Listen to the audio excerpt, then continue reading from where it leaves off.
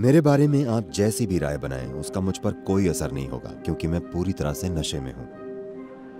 क्योंकि मैंने ये अधिकार किसी को नहीं दिया कि कोई मुझे खुश कर सके, कोई मुझे नाखुश कर सके।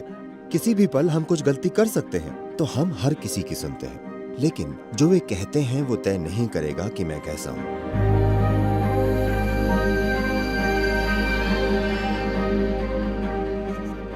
तो सद्गुरु, कुछ समय पहले मैं एक ऐसी स्थिति में थी जहां मेरी दोस्त ने शराब पी हुई थी।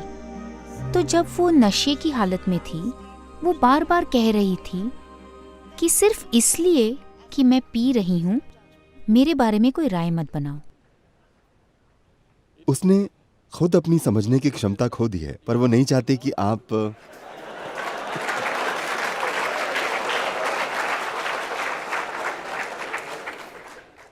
तो मेरा सवाल है कि वो चाहे शराब हो या कुछ और, हम जीवन में दूसरों की राय को लेकर इतने परेशान क्यों रहते हैं, और ऐसा क्या करें कि इससे हमारी खुशियों में रुकावट ना पैदा हो।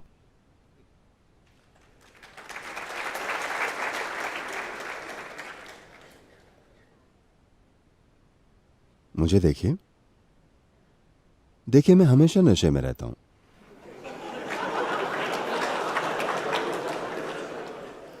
कभी कोई नशीली चीज नहीं छुई, लेकिन हमेशा नशे में। आप मेरे बारे में जैसी चाहे राय बना सकते हैं।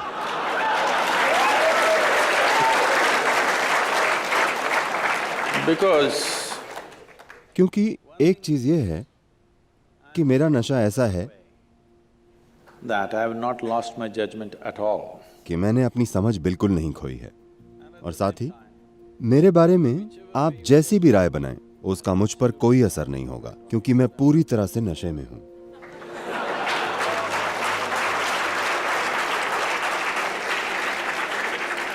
इसके Having said अलावा that, दुनिया में शराब और नशीली दवाओं का इस्तेमाल जिस तरह से बढ़ रहा है, उसकी वजह क्या है?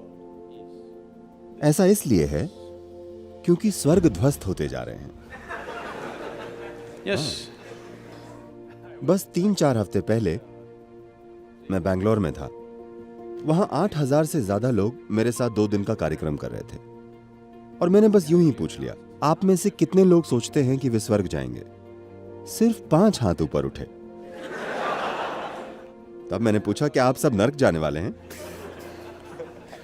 no, नहीं, बात बस इतनी है कि लोगों के दिमाग में स्वर्ग और नर्क दोनों ही ध्वस्त हो चुके हैं। मानवता के इतिहास में पहली बार ऐसा हो रहा है कि दुनिया में इतने सारे लोग खुद के लिए सोच सकते हैं, वरना आपका पादरी, आपका मुल्ला, आपका पंडित या कोई धर्मग्रंथ आपके लिए सोचता था।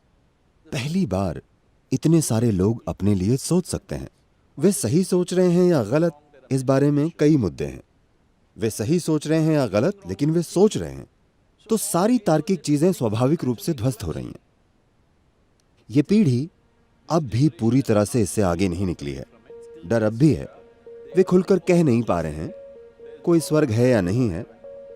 वे अब भी इस बारे में डरे हुए हैं, लेकिन वे अपने लिए एक छोटा स्वर्ग यहीं बनाने की कोशिश कर रहे हैं। तो रुके। तो जब वे अपनी ही बुद्धि से खुद के लिए ऐसा नहीं कर पाते, तो वे स्वाभाविक रूप से केमिकल का सहारा लेंगे।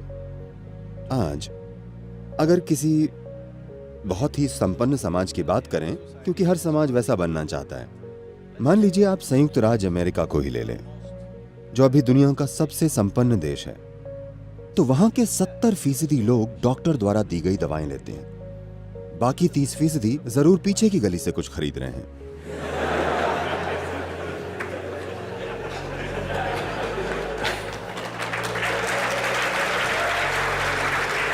सबसे संपन्न देश, जाहिर है संपन्नता उनके काम नहीं आ रही है। स्वस्थ रहने के लिए उन्हें केमिकल चाहिए, खुश रहने के लिए उन्हें केमिकल चाहिए, शांत रहने के लिए उन्हें केमिकल चाहिए, परमानंद में होने के लिए यकीनन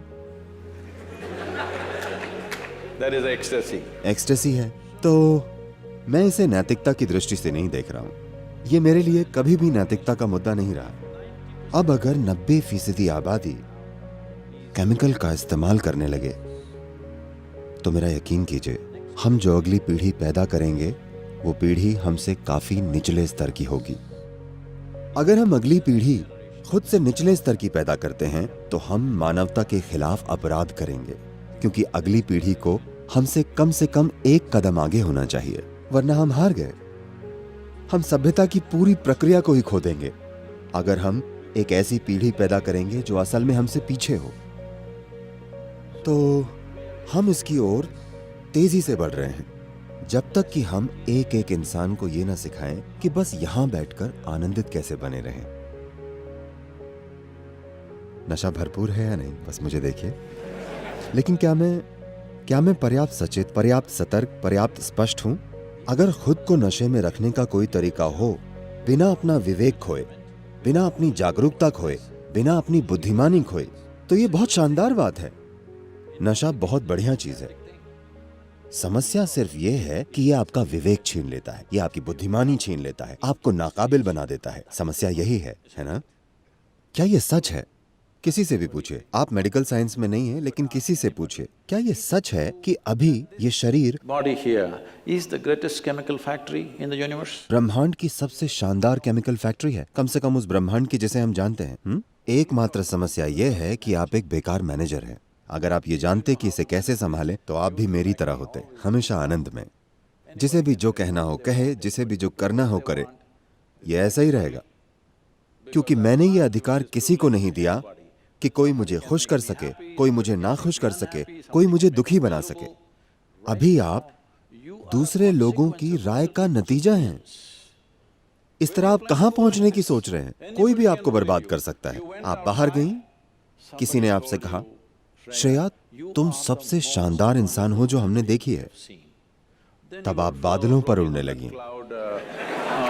कौन सा बादल? क्या नंबर? नो, अरे दक्षिण में हम 11वां कहते हैं। आप बादल पर उड़ रही हैं, जो भी नंबर हो, और आप घर आई। घर में लोगों ने आपको बताया कि आप वाकई क्या हैं, और बादल धराशायी हो जाएगा। नहीं, यह बहुत महत्वपूर्ण है कि Neither this way or that way. ये ना तो इस ओर हो ना उस ओर। हम सबकी सुनते हैं, क्योंकि हम कुछ गलत कर सकते हैं। हेलो, किसी भी पल हम कुछ गलती कर सकते हैं, तो हम हर किसी की सुनते हैं। लेकिन जो वे कहते हैं वो तय नहीं करेगा कि मैं कैसा हूं, कभी भी नहीं। आपको ये चीज ठीक करनी चाहिए, और आपको अपने मित्र को बताना चाहिए जब उसने पी ना हो, वरना वो नहीं समझेगी।